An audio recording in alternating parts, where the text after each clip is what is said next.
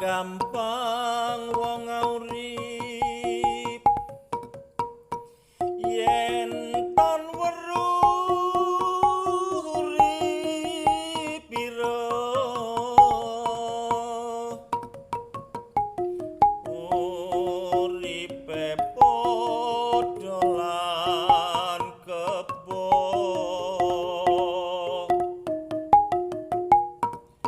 anger kebo dagingipun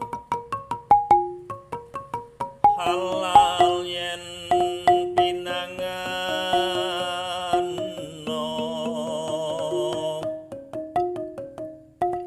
pan manungsa dagingipun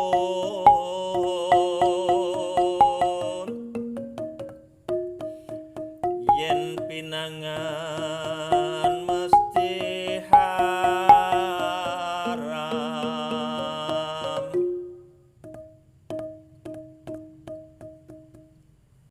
Bismillahirrahmanirrahim. Assalamualaikum warahmatullahi wabarakatuh.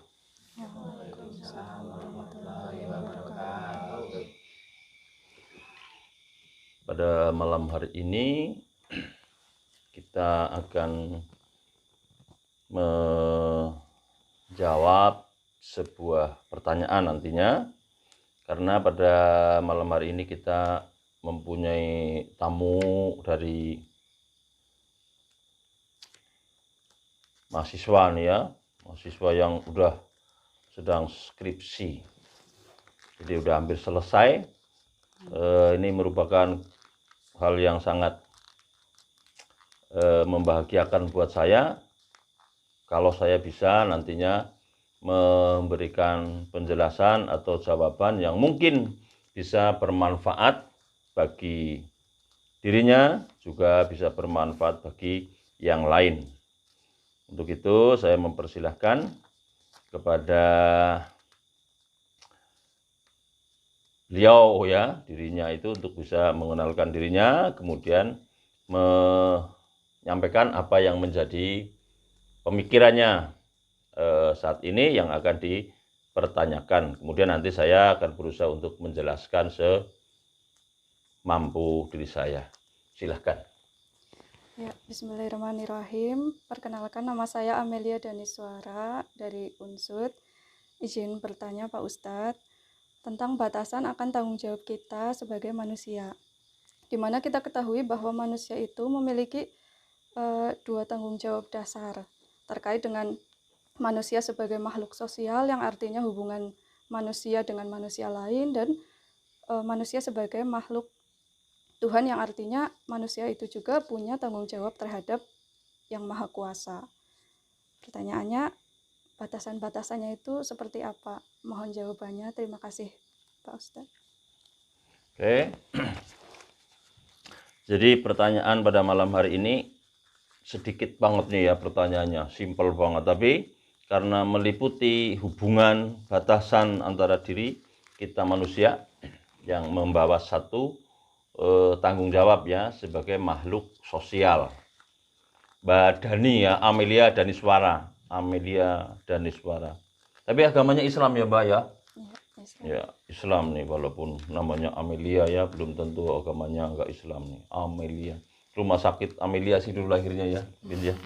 Jadi namanya Amelia Daniswara. Oke, saya akan menjawab. Jadi pertanyaannya, sejauh mana batasannya ya sebagai manusia yang punya tanggung jawab terhadap sesama manusia, tanggung jawabnya seperti apa, dan tanggung jawab dirinya terhadap Tuhannya, begitu ya. Oke, tanggung jawab dan batasan. Itu betul, jadi diri kita memang harus mempunyai pemahaman yang ke situ, karena sebenarnya pertanyaan seperti itu lazim dan harus dimiliki oleh setiap orang yang mempunyai dasar sebenarnya yang sangat perlu sekali ditanyakan gini. Ada pertanyaan yang sangat mendasar yang bisa mendasari manusia itu agar dia bisa selamat. Yang pertama, manakala dia mengetahui dari mana dia berasal, untuk apa kemudian kita ini diciptakan, nah terus kemana kita harus kembali. Nah itu yang menjadi satu dasar kita yang nantinya bisa untuk jawaban sehingga kita mempunyai batasan-batasan. Jadi kalau manusia mengetahui dari mana atau siapa yang menciptakan ini, otomatis kita nantinya akan memahami akan siapa Tuhannya. Jadi jangan sampai kita menjadi orang yang tidak bertuhan. Nah terus setelah Allah ciptakan kita di muka bumi ini, terus langkah-langkah apa, tugas-tugas apa, dan sejauh mana tugasnya, yang kaitannya adalah urusannya dengan yang Maha Kuasa. Tapi kita sudah di dunia, otomatis juga punya hubungan ya antar sesama makhluk, ya bisa dengan manusia juga dengan yang lainnya. Jadi akan saya jawab pertanyaan yang otomatis dari yang hubungan dengan yang kuasa terlebih dahulu. Sesungguhnya Tuhan kita sebagai orang Islam bertuhankan kepada Allah. Di situ sesungguhnya Allah telah mengenalkan kepada diri kita yaitu pada suratul Fatihah ayat yang kedua. Sederhana sekali. Yaitu Alhamdulillahirabbil alamin. Segala puji bagi Allah, Tuhan bagi semesta alam. Nah, kalau kita sudah menyadari betul bahwa dia telah mengenalkan bahwa dialah Tuhan bagi semesta alam. Dia tidak menyatakan dengan Tuhan bagi dirinya sendiri. Kenapa? Karena tidak semuanya harus mempunyai kaitan dengan diri kita. Makanya dia sesuatu yang disampaikan itu bahwa dia itu menjadi Tuhan bagi apa? Bagi semesta alam. Maka seluruh alam semesta otomatis akan menjadi tanggung jawabnya. Gitu. Jadi tanggung jawabnya mulai penciptaan alam semesta sampai akhirnya, sampai kapanpun juga, itu adalah menjadi tanggung jawab yang Maha Kuasa, yang memang sangat bertanggung jawab, Maha Kuasa. Dari situ makanya kita nggak salah kalau bertuhankan kepada Allah. Karena hanya dialah Tuhan bagi semesta alam. Dan segala puji bagi dia. Kita juga harus sadari, banyak sekali orang yang hidup ini mencari sanjungan-sanjungan. Mau pamer, mau apa. Lah itu dia tidak menyadari bahwa segala puji itu hanya bagi Allah. Begitu. Jangan bangga kalau dipuji, kecuali dipuji oleh yang Maha Kuasa baru. Jadi kalau orang yang hidupnya mengharapkan pujian-pujian, biar dihargai yang berlebihan lah, otomatis itu. Akhirnya dia menjadi salah karena segala puji hanya milik Allah. Jadi nggak usah minder, diri kita nggak usah minder karena pujian-pujian itu adalah bagi Allah, bukan bagi diri kita. Dan otomatis Allah itu nggak mungkin tidak bertanggung jawab. Karena dia yang sudah menciptakan diri kita juga ya, kita sebagai manusia berarti dia yang telah menciptakan manusia. Dan dia yang nantinya akan memelihara manusia. Dan dia juga yang akan menyelamatkan manusia. Untuk itu kita harus memahami yang pertama, kita tahu asal kita dari sana. Dari Allah. Maka otomatis punya batasan kita yang harus menuhankan hanya kepada Allah. Supaya kita tidak menyalahi. Karena haknya Allah adalah dia Tuhan ya. Jadi bagi semesta alam, maka semuanya harus menyembah atau mengabdikan diri kepada Allah. Lah kemudian diri kita diciptakan ini otomatis nggak cuma diri kita, tapi seluruh alam semesta. Jadi ada kaitannya. Apa yang di langit dan apa yang ada di bumi, semuanya itu adalah milik Allah. Gitu. Jadi itulah ada batasan-batasan yang harus kita ketahui, jangan sampai kita nanti melampaui batas. Gitu. Terus kemudian kita tahu di dunia ini juga kita memang sebagai manusia, tapi manusia juga membawa sifat-sifat. Jadi seluruh sifat-sifat yang ada di alam semesta juga ada dalam diri kita sebagai manusia. Jadi ada sifat dari, umpamanya kita diciptakan dari air, berarti unsur mineral dalam diri kita juga ada. Kita ciptakan dari unsur air, juga ada unsur tanah, ada unsur udara, ada unsur api. Itu kalau anasirnya seperti itu. Tapi kalau sifatnya adalah kita juga dicipta ada air, terus kemudian tumbuh, terus kemudian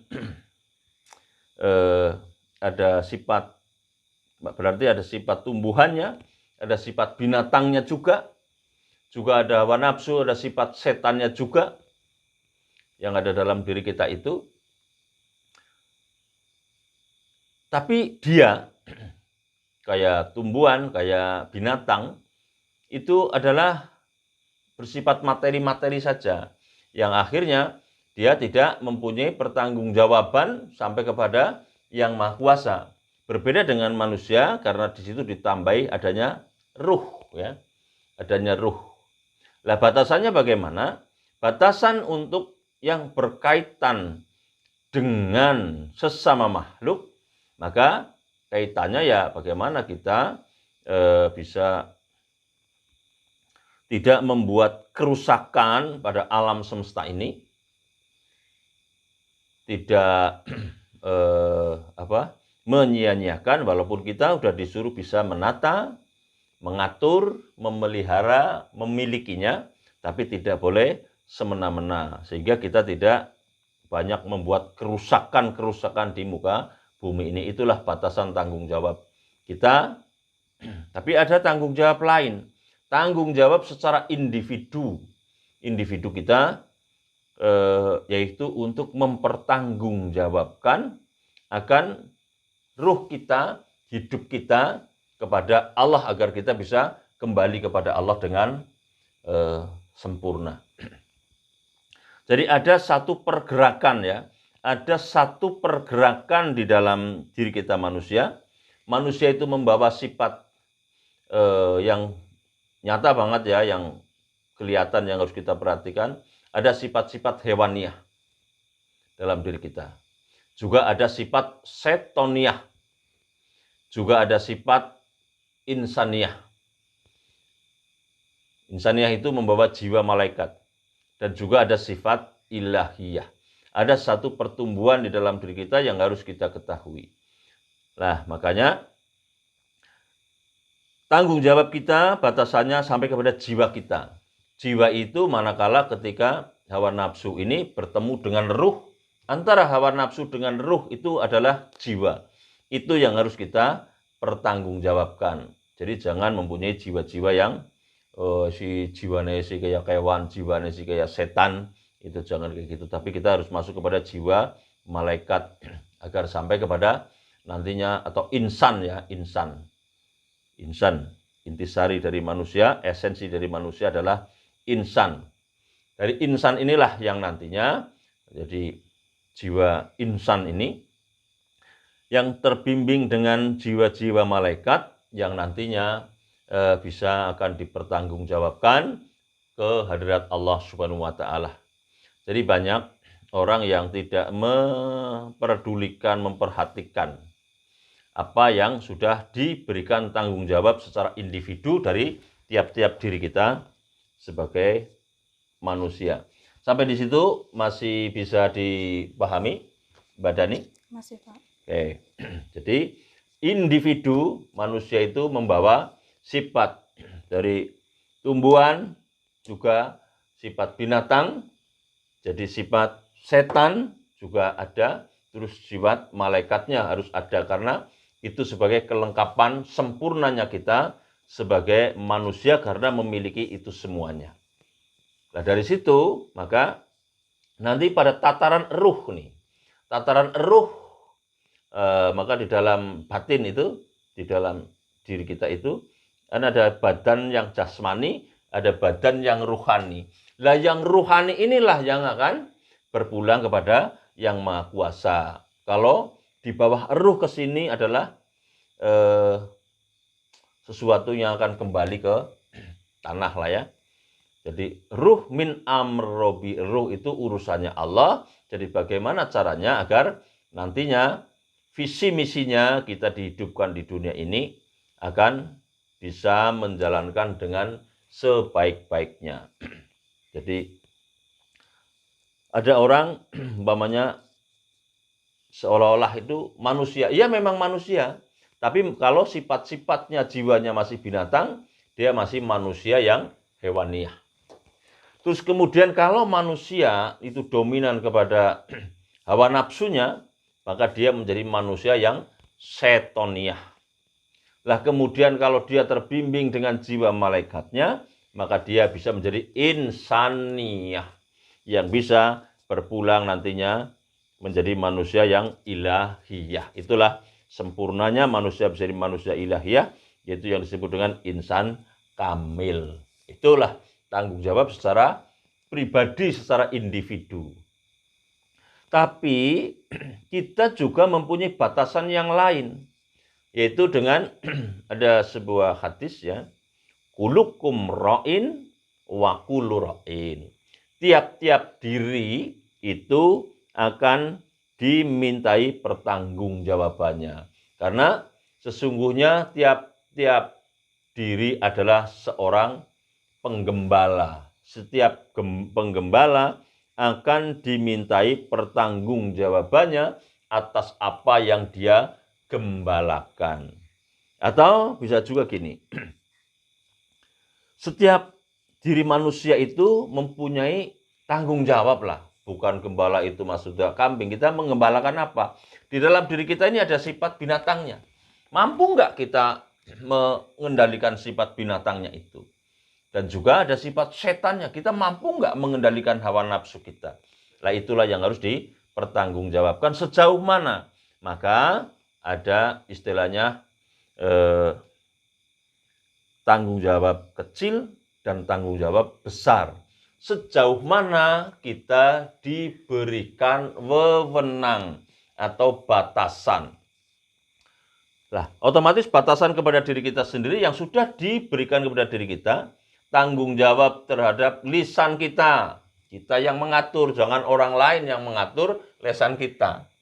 Tanggung jawab yang dipertanggungjawabkan juga ada pandangan atau mata kita. Kita sendiri yang harus bisa mempertanggungjawabkannya. Juga ada tangan nih, perbuatan tangan kita, perbuatan kaki kita, dan seluruh yang ada di tubuh kita, itulah yang sudah dikuasakan kepada diri kita, yang nantinya akan dimintai pertanggungan jawabnya.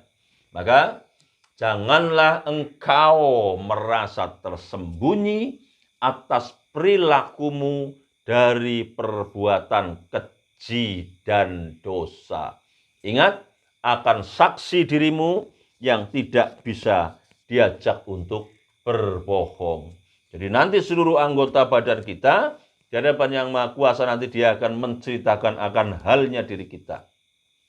Jadi Allah telah menjadikan seluruh anggota tubuh kita ini diciptakan untuk menjadi saksi kebaikan kita.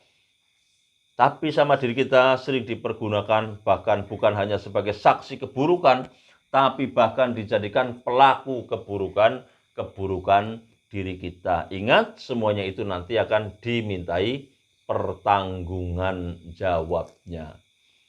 Nah, itu masih dalam pribadi. Terus kemudian, umpamanya kita sudah mulai berkeluarga. dalam keluarga, umpamanya seorang suami, umpamanya ya, maka dia mempunyai tanggung jawab yang lebih luas, ada batasannya. Batasannya yaitu mungkin kepada istrinya, pada anak-anaknya. Juga kalau seorang anak juga punya tanggung jawab kepada orang tuanya. Kalau seorang mahasiswa juga punya tanggung jawab, ada yang diberi tanggung jawabnya dalam dirinya. Itulah, jadi punya tanggung jawab yang individu, yang sempit, dan bisa mempunyai tanggung jawab yang luas. Sampai kepada RT umpamanya. RT juga punya tanggung jawabnya batasannya sampai mana? Ya sampai wilayah 1 RT. Lah seorang bupati juga punya tanggung jawab meliputi 1 kabupaten. Ya gitu. Lah seorang pemimpin negara ya harus mempunyai tanggung jawab terhadap negaranya. Itulah batasan-batasannya, apa yang diamanatkan oleh Allah menjadi tanggung jawab yang harus kita pertanggungjawabkan di hadapan sama makhluk juga, di hadapan Yang Maha Kuasa juga. Makanya kalau orang sudah mau berpikir Allah telah menciptakan diri kita, seharusnya apa ya yang mesti saya lakukan nih agar menimbulkan kesan-kesan dalam hidup kita ini. Kenapa? Karena seluruh perbuatan kita itu ada yang mencatat. Gitu. Ada yang mencatat, dan catatan-catatan itulah yang nantinya yang disebut dengan kesan-kesan yang nantinya akan kita pertanggungjawabkan. Akan kembali lagi kepada diri kita. Jika baik, maka kita menjadi baik nantinya di sana. Kalau buruk juga akan menjadi buruk nanti di sana. Maka janganlah kalian melanggar batasan-batasan. Maka ada hak asasi manusia di situ. Jangan melanggar. Jadi ada batasan-batasannya lah. Jadi kalau saya beragama Islam, ya saya jangan melanggar batasannya agama orang lain. Itu bukan agama saya. Terhadap agama saya saja, keyakinan-keyakinan saya. Jangan kita suka ngusil kepada keyakinan orang lain, juga jangan usil kepada agamanya orang lain. Toh masing-masing akan mempunyai tanggung jawab sendiri-sendiri sesuai dengan batasan-batasan yang sudah diberikan kepada masing-masing para penggembala. Jadi kita bisa disebut penggembala-penggembala apa yang diberikan. Jadi ada kekhalifahan kecil dan kekhalifahan besar. Kekhalifahan kecil ya kita harus menguasai, memahami yang ada di dalam diri kita ini. Terkadang diri kita ini susah juga untuk memahami di dalam diri kita, keinginannya juga banyak, kemauannya juga banyak, angan-angannya juga banyak, permintaannya juga banyak. Jadi banyak sekali, makanya kita harus mampu mengurusi itu. Yang akan kita pertanggungjawabkan, karena kita ingat ada catatan-catatan yang akan menjadi kesan-kesan yang nantinya akan berdampak kepada diri kita.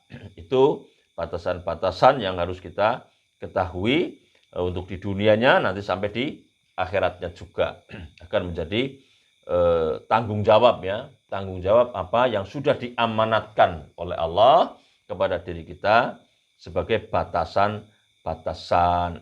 Jadi orang kalau memahami 3 hal itu insya Allah akan menjadi orang yang baik ya, sesuai dengan apa yang Allah kehendaki untuk menunjukkan tugas-tugasnya. Jadi tugas-tugasnya ya sesuai dengan apa yang diamanatkan oleh Allah terhadap diri kita. Kalau kita diciptakan sebagai pemimpin, ya kita harus memimpin. Umpamanya dalam kita kehidupan bernegara, umpamanya kita sebagai rakyat, ya kita berlaku sebagai rakyat, jangan sebagai pemimpin. Ya gitu. Maka ada kisah, kalau dalam wayang ada Petruk jadi ratu, otomatis kacau balau. Orang dia itu hanya seorang abdi, kemudian dia menjadi pemimpin, akan kacau. Jadi karena itu bukan tanggung jawabnya, bukan batasannya. Tapi kalau seorang pemimpin, ya harus mampu memimpin. Umpamanya ada orang punya wilayah, diberi kekuasaan, diberi tanggung jawab dalam pondok pesantren. Ya satu pondok pesantren menjadi tanggung jawabnya. Jadi jangan usil kepada pesantren tetangganya ya, jangan gitu. Tapi di situ yang akan dipertanyakan karena menjadi tanggung jawabnya. Kalau kita umpamanya sebagai seorang pendidik ya, terhadap apa yang menjadi tanggung jawab kita, siapa yang dipasrahkan untuk dididik. Nah, itu jadi tanggung jawab kita. Keyakinan juga sama. Kalau kita sudah diberi tanggung jawab keyakinan di dalam diri kita ini, ya kita yang mempertanggungjawabkan, bukan orang lain. Juga jangan jadi orang yang suka ikut campur urusannya orang lain. Maka di situ kita harus memahami adanya batas-batas atau hudud ya, batas-batas yang dikuasakan kepada diri kita. Jadi kulukum ra'in wa kulu ra'in. Ada batasan tanggung jawab yang harus kita emban, yang harus kita jalankan agar kita tidak sia-sia diciptakan. Jadi bukan sia-sia kita hidup di dunia ini. Ada hal-hal yang akan dipertanggungjawabkan sesuai dengan apa yang Allah berikan tanggung jawabnya kepada diri kita. Gitu. Nah, kalau kita mempunyai kehidupan di dalam satu lingkup masyarakat, ya berarti punya tanggung jawab. Hubungan sejauh mana yang dipertanggungjawabkan. Gitu. Jadi ada hak-hak mereka juga ada, hak kita juga ada, tapi kita jangan melanggar batasan itu. Dalam pekerjaan, dalam apapun itu. Karena tiap diri adalah seorang pemimpin. Itu kita suruh memimpin. Maka orang dikasih kepala. Nih, namanya kepala ya. Kita adalah kepala.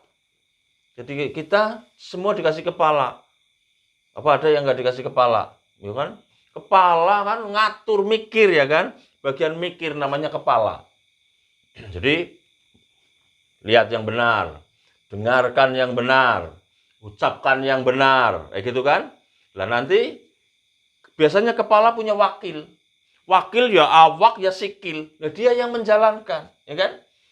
Ya, kita ini makanya kita adalah seorang pemimpin. Kenapa? Ya paling nggak mimpin diri saya sendiri.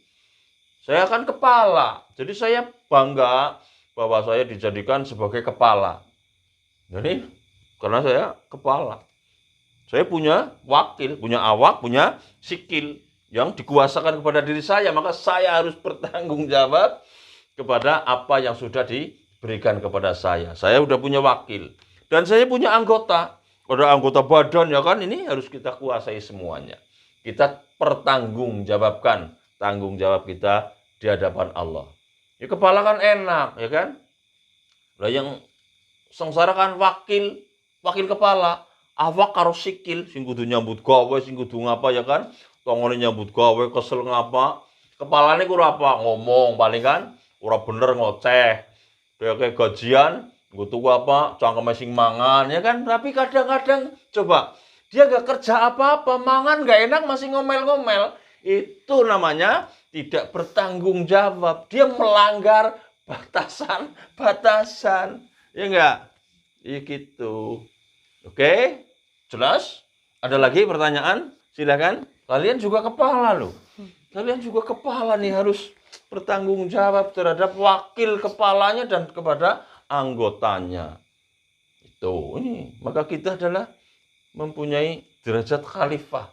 Yaitu kekhalifahan kecil, ada kekhalifahan yang besar gitu. Sesuai dengan apa yang diberikan tanggung jawabnya. Gitu. Jadi harus memperhatikan kepada wakilnya, ya awak karo sikilnya, juga anggotanya. Ini anggotanya banyak, anggota badan kita banyak. Secara lahiriah ada, secara batiniah juga ada yang harus kita pertanggungjawabkan. Enggak ada lagi pertanyaan? Mbak Ati ada? Enggak ada. Bu Wawan, Bu Darko enggak ya? Ini biasa enggak ada pertanyaan sih. Oke, kalau memang enggak ada, saya akhiri. Cukup segini saja dulu. Billahi taufiq wal hidayah. Wassalamualaikum warahmatullahi wabarakatuh. Waalaikumsalam.